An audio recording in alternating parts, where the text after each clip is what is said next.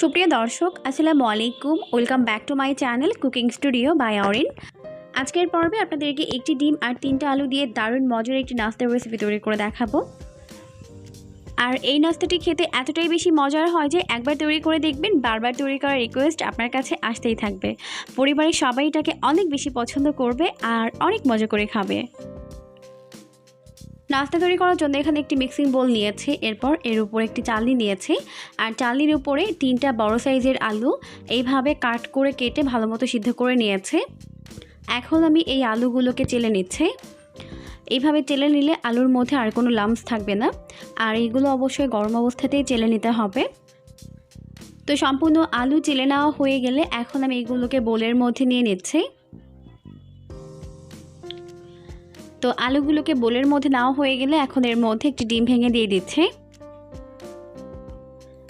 এরপর এখন এর মধ্যে দিয়ে দিচ্ছি 1 চামচের 4 ভাগের 1 ভাগ পরিমাণ টেস্টিং সল্ট।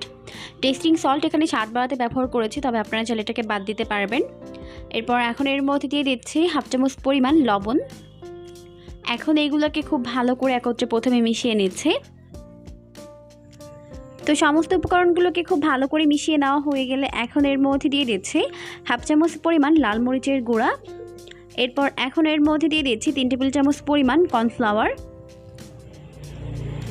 এখন এই সমস্ত উপকরণগুলোকে প্রথমে খুব ভালো করে মিশিয়ে নিচ্ছি।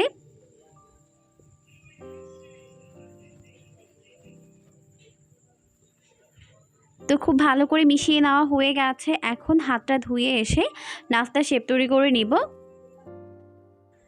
এখন হাতটা ধুয়ে এসে হাতে একটু সয়াবিন তেল মেখে নিয়েছে। এরপর এখান থেকে অল্প অল্প করে ডো নিয়ে নাস্তার শেপ তৈরি করে নিব। আপনারা যতটা বড় বা মোটা সাইজের নাস্তা তৈরি করতে চান ওইভাবে এখান থেকে ডো নিয়ে নেবেন।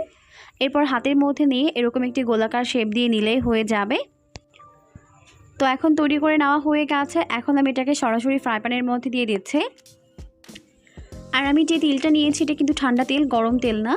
এখন এই ঠান্ডা তেলের মধ্যে একটি একটি করে তৈরি করে দিয়ে দিব।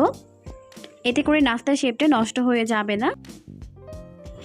এখন চুলার আঁচটাকে মিডিয়াম ফ্লেমে রেখে প্রথমে 2 মিনিটের মতো এটাকে ভেজে নিতে হবে।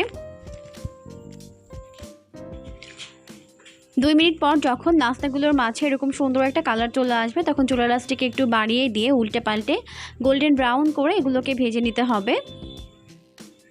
তো দেখতেই পাচ্ছেন খুবই সুন্দর একটা কালার চলে এসেছে। এখন আমি এইগুলোকে তেল ঝরিয়ে তেল থেকে উঠিয়ে নিচ্ছি। ভালো মতো তেল ঝরিয়ে এখন এইগুলোকে উঠিয়ে নিচ্ছে।